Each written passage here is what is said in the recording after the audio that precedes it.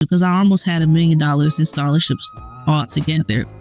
And so, I was like, okay, this wouldn't be too bad because I am a first gen. I grew up, I always had the thing in my mindset saying, okay, I do want to go to college, but how am I going to get there? My parents, they didn't save up a whole bunch of money for me to go to college. So I had to really excel in school to get the funds and money and resources that I needed so I can get here today. Because that was another thing. I knew I wanted to go out of state, but how was I going to pay for it? Because if I stayed in Georgia, then I still would have had to pay some out of pocket, but more would have been covered since I was an in-state student. And Tuskegee is a private institution, so our tuition and fees are all the same for all students.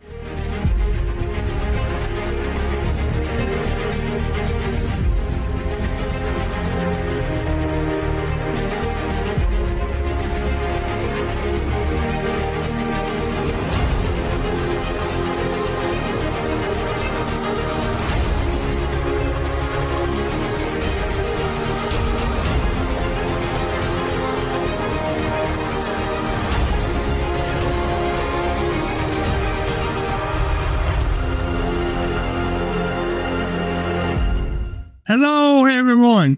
Welcome to the Career Education Learning Center podcast. I'm your host, Mitchell Rivers. I am TE today. What is TE? I am thrilled and elated to have Imani Grier on our show today. Imani is a political science major at Tuskegee University. How are you doing today, Imani? I'm doing pretty well. How about yourself? Oh, I'm doing fine. Thank you so much for coming on our show. Yes, of course. It's my pleasure. And if I pronounce your name, Imani, too many times as far as being wrong, please don't beat me up, okay? Well, man, Imani, tell people a little bit about yourself and your journey to your career experience thus far. Yes, so my name is Imani Grier. I'm a sophomore political science major that attends Tuskegee University. I'm currently a work study student at Tuskegee. And I do have some upcoming roles as of next year. I do got some plans in some place. I'm planning to be a resident assistant next year, as well as holding leadership positions such as the executive lacrosse coordinator. And I'm going to be president of that club as well. So, and I'm currently doing internship, death row inmates internship. Pretty much just a research-based internship. And, I just been kind of engaging with my community as well. As far as how I got here, that's another story. The reason why I chose Tuskegee actually wasn't my first choice. Okay. Tuskegee, I didn't know much about Tuskegee before I came here. I had a friend that had told me about it, and he had aspirations to go there. And I didn't really think it was going to be a place for me because they're STEM based. They're engineering, nursing, they're just very STEM based. And I'm a social science major, so I didn't think they really had much for me. And because the HBCUs that I was kind of looking at was like Alabama State, Howard, and I have, because I'm originally from Georgia, I thought about the AUC, but I don't think I really wanted to be there because I've already experienced like Atlanta and everything like that. And so I had finally applied because I was applying to schools for free. Like I applied to almost like 30 schools for free. So I'm just like, okay, why not apply to Tuskegee since they were having like a fee waiver. Mm-hmm. In 1 month, it was like a fee waiver that I could apply for free. So I decided to apply. I'm like, I'm not going to go here, but I'll still apply because why not? So I end up applying. And then, I end up getting in. Come to find out, my cousin actually attends Tuskegee as well. So I had like a family member to attend Tuskegee as well. So I'm like, okay, I end up getting in. And then I also had received the scholarship. And then that's the scholarship that I received. I got the most money out of all schools that I applied to because I almost had $1 million in scholarships all together. And so, I was like, okay, this wouldn't be too bad because I am a first gen. I grew up.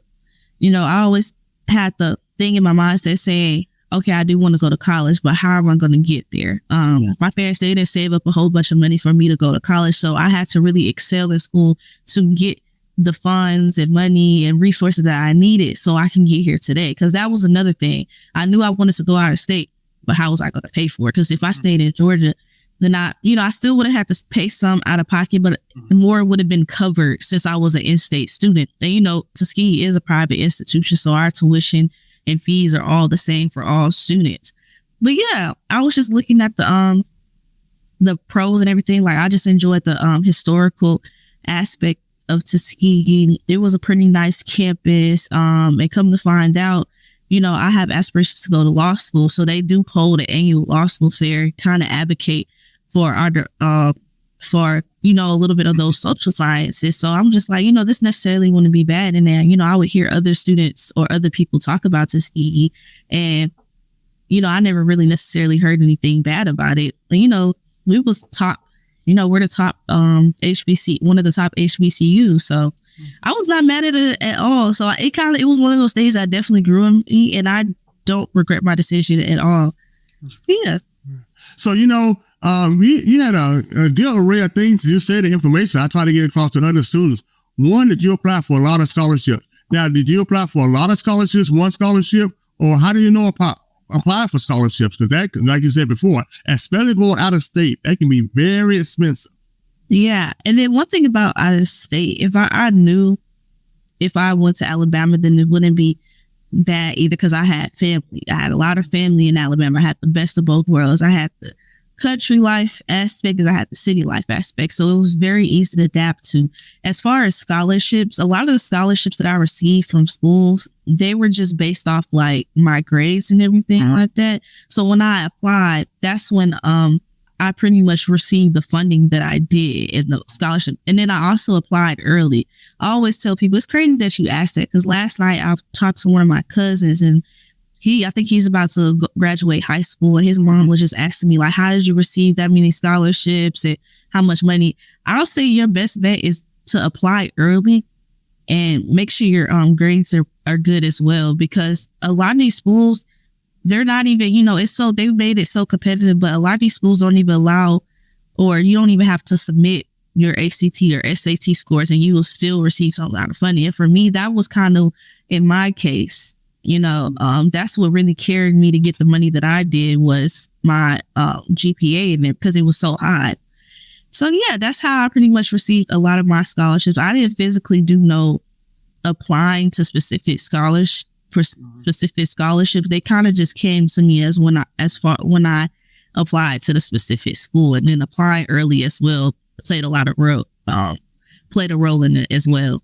Yeah, that's why I try to tell students it's very important to really do well in your schoolwork, especially in high school, and because it's those merit scholarships are a lot more, offer a lot more scholarship money than the regular scholarships, right? More open scholarships or major scholarships. If you have good grades, they're going to try to get you in there. And schools have endowments and other scholarships and free money behind the scenes that you'll never know about, except for. And so, as I said earlier, you just got to ask them and just apply to different schools. And when you apply to different schools, you told me you use Compass. Tell us, audience, what is Compass? What does that help do for students?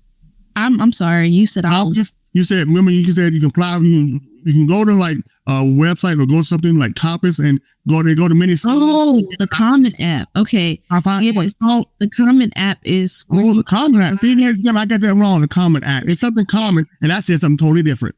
I'm even trying to Compass, like leading you down the Compass way. You see, that's why I got guests on here like Imani. You know what I'm saying? Imani going to have you right. I'm going to have you going all the way around and here and there.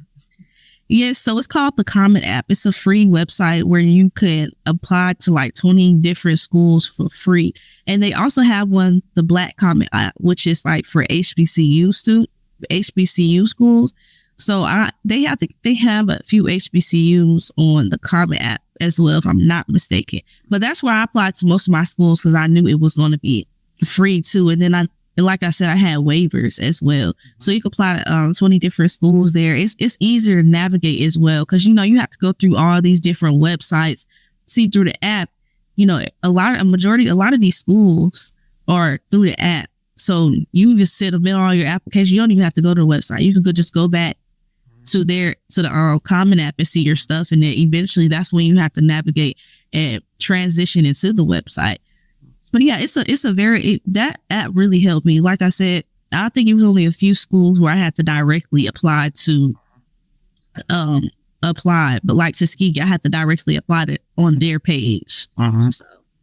So if you're a parent of a high schooler watching this show today, or if you're in high school watching the show, that's one of the options you have as far as free. One, save you money. And two, you can accomplish many schools at one time instead of going to each individual school. Save your time and energy. That way you can have more fun being out there with your friends, correct?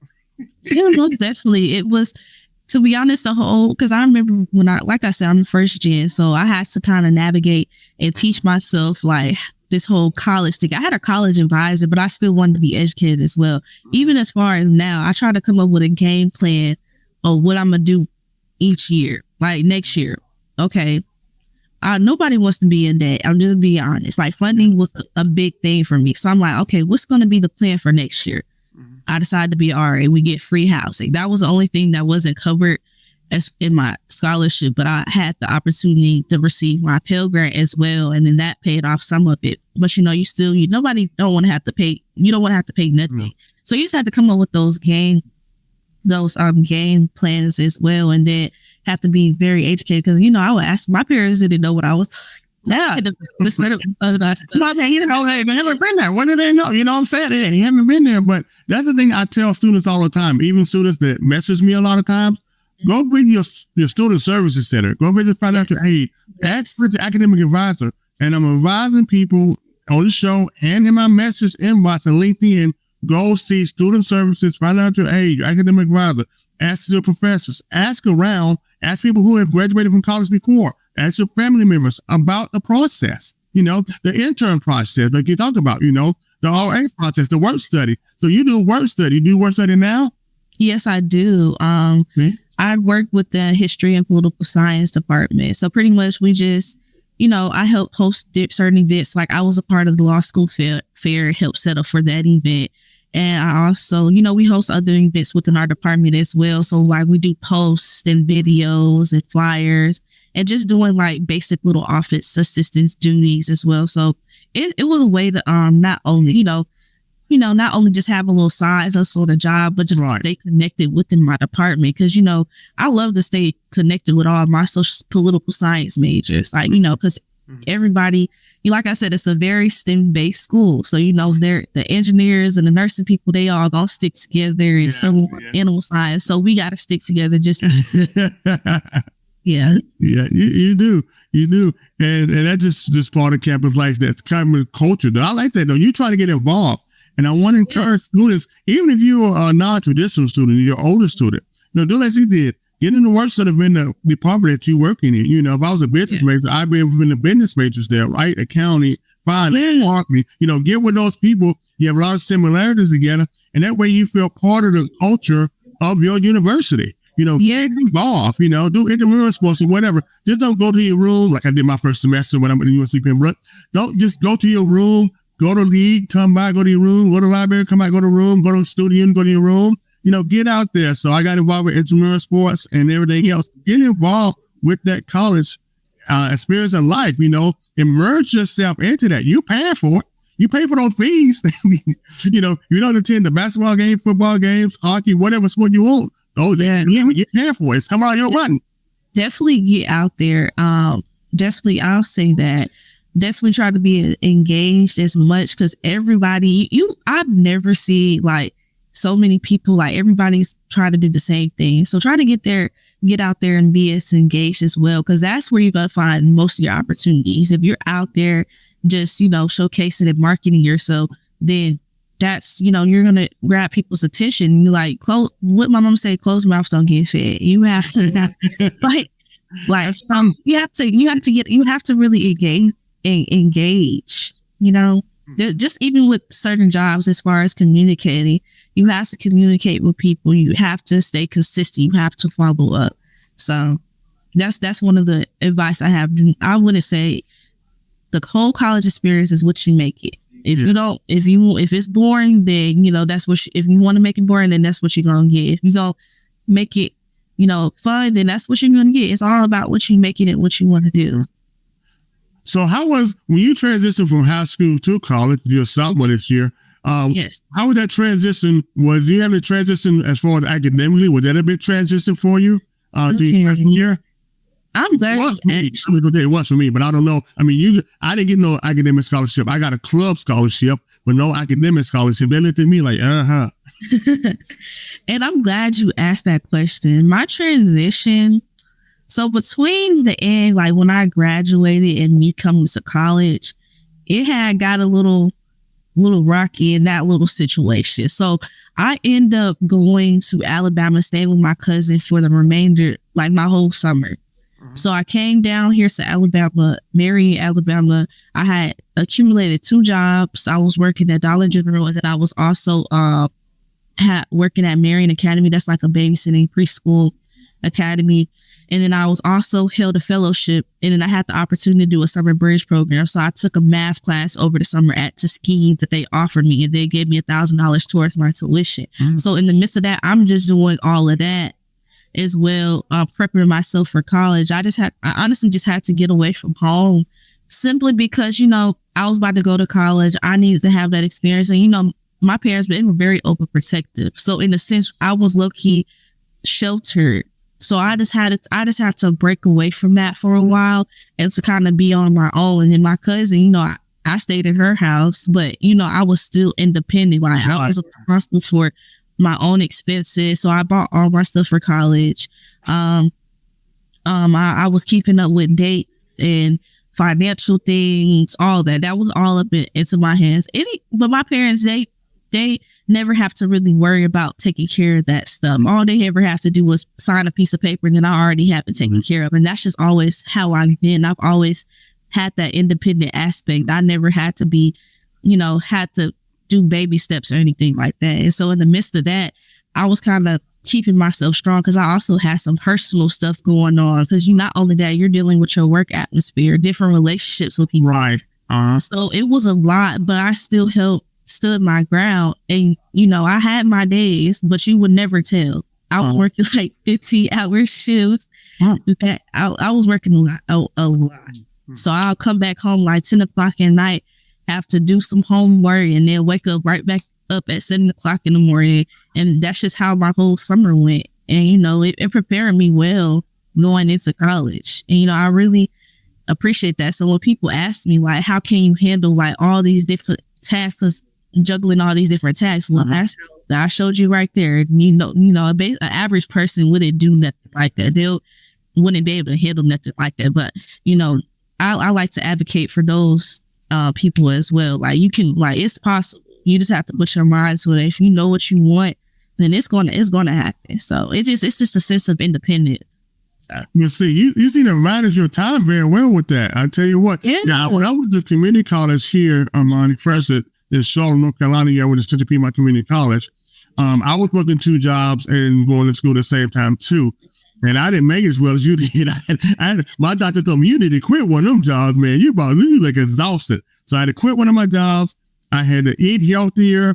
I had to watch what I was doing, less time sleeping, less time watching TV, and more time sleeping, taking care of my body. And I felt much better after that. That advice, like, look, some people can handle it, some people can't. And that's when I went on to UNC Pembroke for the 4-year school, that I learned time management real well. So that helped me. Like, it helped you out. It helped me out. So people wonder, how can you do this and do that? I was in Army Reserve at the same time. So I was in Army Reserve and going to school at the same time. And I did part-time and full-time jobs in the summer. So I was fortunate too, to where I used the military and scholarship and other resources, part-time and full-time jobs in the summer, in order to cover my educational expenses. Now, I see something on your profile about poll watchers. Are you ready for the upcoming election? Being a political science major, are you really watching what's going on in the nation right now? Well, I just want to kind of piggyback off what you said before I get to the poll watcher. I just want to thank you, or just highlight what you said when you said taking care of your body. So I know in the midst of doing that throughout the whole summer, I think God really humbled me and told me to sit down the week before I had got to ski, because I actually had got COVID and got sick. So, yes. And that was the most heartbreaking thing to me, because not only that, I'm just like, I'd have to go to work. I have to do things. I have to go to Tuskegee in like a week. So I'm just in the midst of like feeling so many types of emotions. So definitely take care of yourself, because, you know, I felt like I was taking care of myself, but in a sense, I feel like I was kind of overwhelming my body just a little bit, even though I did, you know, go to the doctor more often during the break. But definitely take care of yourself. Take care of yourself mentally. That is so important. I feel like mental health is very underrated. It is, especially in the Black community. Nobody don't really talk about it as much, but definitely take care of yourself. Now let's get back to the poll. Well, let me go back to that. Hold on one second before you go. If we're gonna get to that poll one time, ladies and gentlemen, we're gonna get to that poll watching. Okay, and hold on one second. I think we as African Americans are getting better, Imani, than when I was going to school and back in my day. Everybody know I'm 50 plus years old. I look young. I shaved today. I got a new towel for Imani today. So, mental health has gone a long way. And I think we're trying to realize that. But like I said, we're coming slowly, how much mental health means a whole lot to your whole person. And I talked to a last guest I had, Charmaine Turner, talked about the whole person, with whole person wellness, what she said.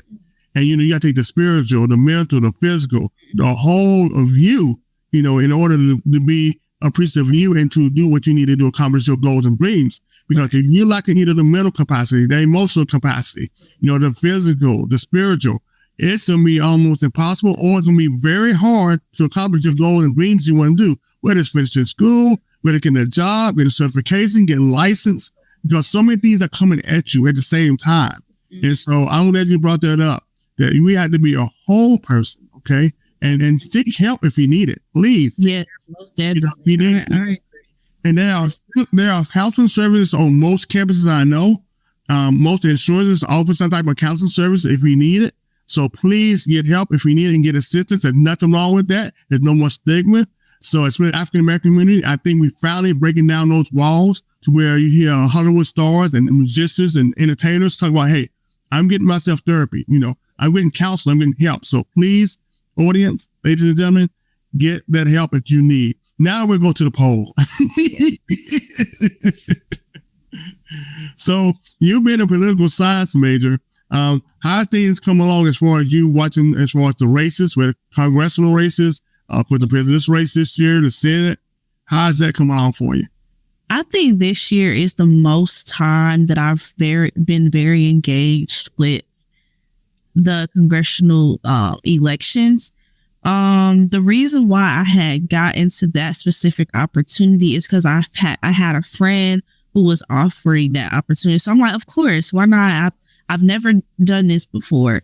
Mm-hmm. So I had the opportunity to help Marika Coleman on her campaign, and I did like canvassing, and that actually made me just research, at least for the second congressional in Alabama. Right. Yeah. In Alabama. Yeah. It just had made me like kind of research everyone's viewpoints and kind of just research everyone, because it was a lot of Democrats that were running. It was definitely interesting. Poll watching, that was definitely interesting. That's another thing that I'll say, that you have to have you have to kind of have a strong, like you have to be strong for that one, because you're going to encounter those people. Because mind you, you're not going to be the only one out there, kind of marketing somebody else's. Right. Yes. So it was definitely a great opportunity to meet somebody that was running, and she was definitely experienced with what she had going on. It was other people from that she had from Tuskegee as well, but she was a majority of her campaigning was in Montgomery too. So we was constantly back and forth from Montgomery, campaigning, canvassing, knocking on people's doors, but it was a great experience. I've never done anything like that before. I'm glad I got to be active in the community. I also made a few other connections while I was out there, canvassing, and so it was fun. It was really fun. I'm glad that I got to connect with Miss Marika. Senator Marika Coleman, and yeah, they definitely took care of us very well. So that's good. And that's one thing, to get involved in the process, as much as you want to be a lawyer, it's good that you're getting these experiences and learning from the ground up. You know what I'm saying? you get these experiences and you get involved in them from the ground up. So that way, when you get up in a position to make decisions, you kind of know what people are going through, how to treat people who will help you out, how to be a leader. You learn the ways, either the good leader or bad leader. You'll learn from a leader, whether they're good or bad. If they're bad, you learn not what to do. If they're good, you learn what to do. And so I think this, like we said before, I like this whole conversation that we have today is about getting involved. Really getting involved with your university, getting involved with people, getting involved, especially if you're a major, right? If you're a major, right, you get involved. You're involved in the political science history department, you're involved in poll watching, you're involved asking people something, you had different jobs, it's going to give you different experience. So I think all these experiences are going to come together, Imani, and they're going to be very beneficial for you once you get out there, in quote, the real world that we always say before we graduate. Yes, most definitely. This is just the foundation. Like I said, I do want to go to law school. I'm still trying to figure out a plan for that one specifically. How I'm going to get to that point. I haven't got there yet, but I feel like I have to start thinking a little bit quickly just because I came in with a whole year already done. But yeah, you definitely have to have that foundation and background. That's why it's important to get out there and engage with people and learn how to communicate. Because if you don't know how to talk or speak numbers or people, it's business. It's strictly business. It is very much business. It is business. Yes. And so you definitely not. Do you have any advice for high school students while you're here on our program before you leave? Yes, I do want to say, do good, do well in school. Ask questions if you need help. High school, don't compare high school to college because it's different. Because I've definitely had to get humbled a few times. It's two different things. Apply to as many schools as you can because you never know where you're going to get money. Keep applying, apply to scholarships. Get you a mentor. That's a big one. Get you a mentor. I'm big. Like I said, I advocate, for people that don't know much about college, peer mentor, first gens. I want to be a mentor for somebody else that necessarily don't know either. Have everything done early. Just do well in school and you'll be fine. Yes. I tell you, that information is very, very beneficial for our audience. And even those non-traditional students who want to go back, you may be 25, 30, and want to go back, get a career, get a license, get a certification, whatever. Hey, ask questions, yes. Visit the student services, visit the financial aid, you want to become a real estate broker or yes. a life insurance, whatever you want to do. And that's why we call the Career Education Learning Center, because whatever you want to do, go investigate. You want to go to automotive, visit some automotive shops, Mm-hmm. If you want to go into welding, visit some welding shops. You want to be in construction, build construction areas, right? Go to those places and see, even if you have to work for free or just say, can I tag along and just absorb the information there and to see if that's something you really want to do. And if it is, you're already there. So, anyway, Imani, thank you so much for coming on my show today. I really do appreciate it. Yes, of course. And thank you for having me. I'm glad we got to meet up together and, just talk about my journeys and experience so far. And I've had more. Yeah. Plenty more to go through. So yeah, well, I tell you, when you have to come back on our show, definitely, and give us more of those nice nuggets that you gave us today. Thank you. Yes, most definitely. And I'd like to thank our viewers and listeners for joining me, Mitchell Rivers, on the Career Education Learning Center podcast, where we make your career dreams a reality. God bless.